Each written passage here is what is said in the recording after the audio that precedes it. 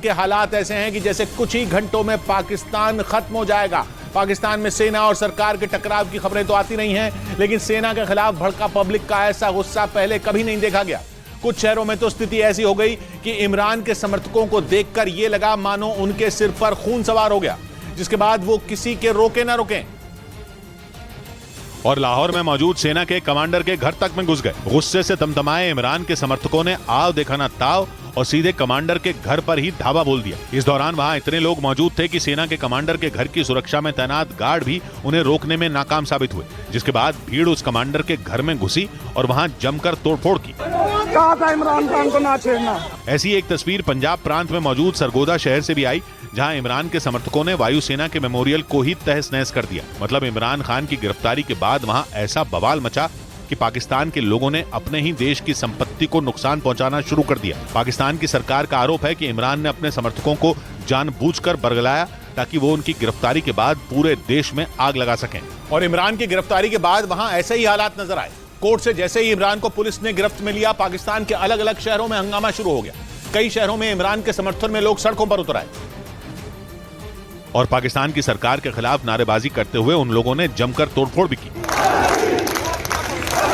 जिसके बाद कई जगहों पर पुलिस ने इमरान समर्थकों पर लाठीचार्ज किया और आंसू गैस के गोले भी दागे, लेकिन वो लोग रुकने को तैयार ही नहीं। पाकिस्तान के अलग अलग शहरों से आगजनी और दंगे जैसी खबरें तक सामने आई। इस बीच एक और ब्रेकिंग न्यूज आ रही है। पाकिस्तान में जारी तनाव से जुड़ी बताया जा रहा है कि वहां मचे हंगामे में 6 लोगों की जान चली गई। दावा किया जा रहा है कि पाकिस्तान के क्वेटा में जारी प्रदर्शन के दौरान 4 लोगों की जान गई। फैसलाबाद में 2 लोगों की मौत होने की खबर है। वहीं ब्रिटेन की सरकार ने पाकिस्तान जाने वाले अपने देश के नागरिकों के लिए एडवाइजरी भी जारी कर दी और लोगों से कहा कि पाकिस्तान की तरफ जाने वाले सभी लोग अपनी यात्राएं रद्द कर दें, क्योंकि वहां अभी हालात ठीक नहीं है। मतलब यह कि पूरा पाकिस्तान गृह युद्ध की आग में जल रहा है और दूसरे मुल्कों को भी अपने नागरिकों की सुरक्षा का डर सताने लगा है। और पाकिस्तान में लगी आग की एक और तस्वीर फैसलाबाद से सामने आई। वहां पाकिस्तान की खुफिया एजेंसी ISI के दफ्तर पर पत्थरबाजी की गई। पाकिस्तान की सेना के साथ पाकिस्तान की खुफिया एजेंसी ISI भी इमरान खान के समर्थकों के निशाने पर है। इमरान खान के समर्थकों ने ISI को इमरान की गिरफ्तारी के लिए जिम्मेदार मानते हुए वहां जमकर तोड़फोड़ की। इस पत्थरबाजी से ISI के दफ्तर को काफी नुकसान पहुंचने की खबर है और इस गुस्से के पीछे की वजह है पाकिस्तान के पूर्व प्रधानमंत्री इमरान खान की गिरफ्तारी, जिन्हें पाकिस्तान के इस्लामाबाद में पुलिस ने गिरफ्तार कर लिया। वो इस्लामाबाद हाईकोर्ट में पेशी के लिए लाए गए थे, लेकिन उनके इस्लामाबाद कोर्ट पहुंचते ही वहां पाकिस्तान रेंजर्स के जवान तैनात कर दिए गए, जो इमरान को पकड़कर धक्के मारते हुए एक पुलिस वैन तक ले गए और फिर उन्हें उसी पुलिस वैन में बिठा दिया। इस दौरान इस्लामाबाद हाई कोर्ट के बाहर सैकड़ों पुलिस वाले नजर आए, जिन्हें वहां होने वाले हंगामे की आशंका को देखते हुए तैनात किया गया था। आरोप है कि जब कोर्ट परिसर में पाकिस्तान रेंजर्स के जवानों ने इमरान को दबोचने की कोशिश की तो वहां उनके साथ मारपीट भी हुई। इस दौरान इमरान के वकील को भी चोट आई, जिन्होंने यह आरोप लगाया कि सुरक्षा कर्मियों ने न सिर्फ उन्हें बुरी तरह पीटा बल्कि इमरान खान का पैर तोड़ने की भी कोशिश की। वहीं इमरान खान की पार्टी PTI के नेताओं ने तो यह तक कह दिया कि शहबाज सरकार और पाकिस्तान की सेना मिलकर इमरान को ठिकाने लगाने की प्लानिंग कर रही है और इसके लिए वो किसी भी हद तक जा सकते हैं। पाकिस्तान के पूर्व मंत्री शेख रशीद ने आशंका जताई कि इमरान खान को जान से मारने की तैयारी हो चुकी है, जिसके लिए शायद जेल में इमरान खान को जहर भी दिया जा सकता है। डर सिर्फ इस बात का है कि ये जेल में उसको स्लो पॉइजनिंग ना करें। इसके अलावा इमरान की पार्टी के कई नेताओं ने इसे शहबाज सरकार का घिनौना चेहरा बताया। साथ ही पाकिस्तान की जनता से इसके खिलाफ आवाज उठाने की अपील भी की। वहीं पेशावर में पाकिस्तान के एक रेडियो स्टेशन को इमरान खान के समर्थकों ने निशाना बनाया। गुस्से में लाल प्रदर्शनकारी रेडियो स्टेशन के अंदर दाखिल हो गए, वहां आगजनी भी की और तोड़फोड़ भी की।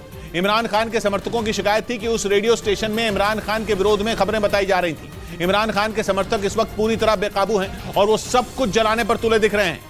लेकिन दूसरी तरफ पाकिस्तान के गृह मंत्री राना सनाउल्लाह ने आरोप लगाया कि इमरान की गिरफ्तारी कानून के मुताबिक ही हुई। उन पर प्रधानमंत्री रहते हुए एक यूनिवर्सिटी के नाम पर करोड़ों रुपए की धांधली का एक मुकदमा दर्ज है और उन पर आरोप है कि उन्होंने अल कादर नाम से एक ट्रस्ट बनाया, जिसे यूके से बहुत बड़ी रकम मदद के तौर पर मिली। दावा है कि इस ट्रस्ट के सिर्फ 2 ही ट्रस्टी हैं, जिनमें एक इमरान है और दूसरी उनकी पत्नी बुशरा। इसके अलावा राना सनाउल्लाह ने आरोप लगाया कि इस यूनिवर्सिटी में पिछले 6 साल में सिर्फ 32 छात्रों ने एडमिशन लिया, जिनके नाम पर इमरान और उनके सहयोगी ने करोड़ों रुपए की कमाई की। जो है वो एडजस्ट हो गया और बीच में से 2 अरब रुपया दलाली का ले गया। इसके अलावा पाकिस्तान के प्रधानमंत्री शहबाज शरीफ ने भी इसे कानूनी प्रक्रिया के तहत हुई गिरफ्तारी बताया। हालांकि इमरान की पार्टी पीटीआई के नेता और उनके समर्थक इस बात को मानने के लिए कतई तैयार नहीं है। यही वजह थी कि पाकिस्तान के गृह मंत्री राना सनाउल्लाह के इस बयान के बाद पाकिस्तान में हालात काबू से बाहर हो गए। हालात ऐसे हो गए कि इमरान खान के समर्थकों को रोकने के लिए पुलिस को कई जगहों पर सख्ती बरतनी पड़ी, जिसकी एक तस्वीर आई कराची से। वहां तो इमरान समर्थकों ने ऐसा बवाल मचाया कि पुलिस के हाथ पांव फूल गए। वहां कई जगहों पर तो इमरान खान के समर्थकों ने जमकर तोड़फोड़ और आगजनी भी की। और कराची के बाद इस्लामाबाद और लाहौर में भी ऐसा ही हंगामा होता नजर आया, जिसे रोकने के लिए पुलिस वालों ने आंसू गैस के गोले दागे और पूरी ताकत से लाठीचार्ज भी किया। पाकिस्तान की सरकार का आरोप है कि इमरान ने जानबूझकर भीड़ को उकसाने की कोशिश की ताकि उनकी गिरफ्तारी को सरकार की साजिश बताया जा सके। और दावा किया जा रहा है कि इसी वजह से इमरान ने कोर्ट पहुंचने से पहले ही इस बात की आशंका जता दी थी कि उन्हें गिरफ्तार कर लिया जाएगा। हालांकि इमरान ने इस वीडियो में दावा किया था कि उन्हें फौज के खिलाफ बोलने की सजा मिल रही है और उनका दावा था कि फौज के एक बड़े अधिकारी ने उन्हें जान से मारने की साजिश रची, जिसके खिलाफ आवाज उठाने पर उन्हें पाकिस्तान और पाकिस्तानी सेना से बगावत करने का आरोपी बताया जाने लगा। आदमी ने 2 दफा मुझे कत्ल करने की कोशिश की और जब भी इन्वेस्टिगेशन होगी मैं ये साबित करूंगा। क्योंकि खुफिया सूत्रों ने एक दिन पहले ही यह दावा किया था कि पाकिस्तान की फौज इमरान से बुरी तरह चिढ़ गई। ऐसा इसलिए क्योंकि इमरान खान ने सीधे सीधे पाकिस्तानी सेना के एक बड़े अफसर को कटघरे में खड़ा कर दिया था और यह आरोप लगाया था कि पाकिस्तानी सेना के उस अफसर ने उन्हें एक नहीं बल्कि 2 बार जान से मारने की कोशिश की। इमरान का आरोप है कि 2022 में उन पर जो हमला हुआ उसके पीछे भी इसी अफसर का हाथ था, क्योंकि इमरान जब 3 नवंबर 2022 को लाहौर के पास वजीराबाद में रैली के लिए निकले तो उन पर ताबड़तोड़ फायरिंग हुई थी, जिसके बाद उनके दोनों पैरों पर गोलियां लगी थी। इमरान का आरोप है कि उस रैली में भी वो पाकिस्तान में मध्यावधि चुनाव की मांग करते हुए लोगों को इकट्ठा करने की कोशिश कर रहे थे, जो शहबाज सरकार को रास नहीं आया। यही वजह थी कि सरकार के लोगों ने फौज के साथ मिलकर उन्हें रास्ते से हटाने की साजिश रची। लेकिन उसके बाद उन्होंने फौज के उस अधिकारी को खुले तौर पर निशाने पर लेना शुरू कर दिया। हालांकि फौज ने इसे इमरान खान की मनगढ़ंत कहानी बताया था और उन्हें नसीहत दी थी कि वो इस तरह से पाकिस्तानी सेना के अधिकारियों के खिलाफ झूठे आरोप लगाने बंद कर दें। लेकिन खुफिया सूत्रों का दावा है कि इमरान इसके बावजूद नहीं रुके। यहां तक कि उन्होंने ये भी कह दिया कि पाकिस्तानी फौज की तरफ से उन्हें लगातार इस बात की धमकियां मिल रही हैं कि अगर उन्होंने एक शब्द भी सेना के खिलाफ कहा तो अंजाम बुरा होगा। चाहते हैं कि मैं जो हकीकी आजादी की तहरीक है इससे पीछे हटूं। लेकिन उन्होंने सेना के उस अधिकारी पर न सिर्फ उन्हें जान से मारने की साजिश रचने का आरोप लगाया, बल्कि डंके की चोट पर यह तक कह दिया कि सेना अगर उनके आरोपों को गंभीरता से ले तो वो इसे साबित करने से भी पीछे नहीं हटेंगे। लेकिन खुफिया सूत्रों का दावा है कि इमरान को अंदर ही अंदर इस बात का डर सता रहा था कि फौज के खिलाफ बोलने की सजा उन्हें आज नहीं तो कल मिलेगी ही मिलेगी। और हुआ भी कुछ ऐसा ही, क्योंकि एक दिन पहले सेना ने उन्हें चुप रहने की धमकी दी, लेकिन जब वो नहीं माने तो अगले ही दिन उनकी गिरफ्तारी हो गई। और वो भी ऐसे कि कोर्ट परिसर के अंदर घुसकर पुलिस वालों ने इमरान खान को गिरफ्तार किया और सब देखते रह गए। जिसके बाद ये एक बार फिर साबित हो गया कि पाकिस्तान में सेना ही सुपर पावर है और अगर किसी ने उसे नाराज किया तो उसका खेल खत्म। फिर चाहे वो पाकिस्तान का पूर्व प्रधानमंत्री ही क्यों ना हो, उसे इसकी कीमत चुकानी ही पड़ेगी। ब्रेकिंग न्यूज है पाकिस्तान के हालात पर। भारतीय फौज की नजर भी पाकिस्तान के हालात पर है। भारतीय फौज का बयान आया है कि लाइन ऑफ कंट्रोल और इंटरनेशनल बॉर्डर भी पैनी नजर बनाई गई है, क्योंकि इन हालात में पाकिस्तान की तरफ से कोई भी शरारत की जा सकती है। संदीप बोल हमारे साथ जुड़ रहे हैं। संदीप, क्या पता चल रहा है?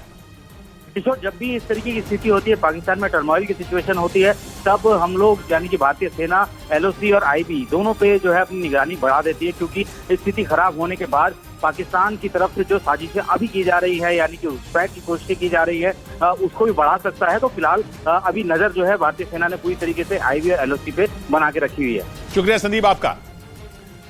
उधर ब्रेकिंग न्यूज आ रही है यूक्रेन जंग से जुड़ी। रूस के विक्ट्री डे पर पुतिन ने हुंकार भर दी कि यूक्रेन का साथ दे रहे पश्चिमी देशों का हाल नाज़ियों जैसा होगा। उन्होंने अमेरिका समेत यूरोप के सभी देशों को दूसरे विश्व युद्ध में जर्मनी की हार की याद दिलाई और रूस के विक्ट्री डे के मौके पर यूक्रेन के मददगार देशों से साफ कह दिया कि असली जंग तो अब शुरू हुई है।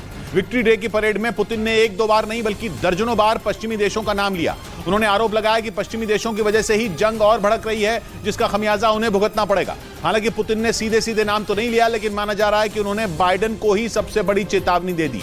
पुतिन ने कह दिया कि जंग में अब बहुत बड़ा टर्निंग पॉइंट आ गया। माना जा रहा है कि पुतिन ने जिस टर्निंग पॉइंट का जिक्र किया वो रूस के राष्ट्रपति भवन पर हुआ हमला है।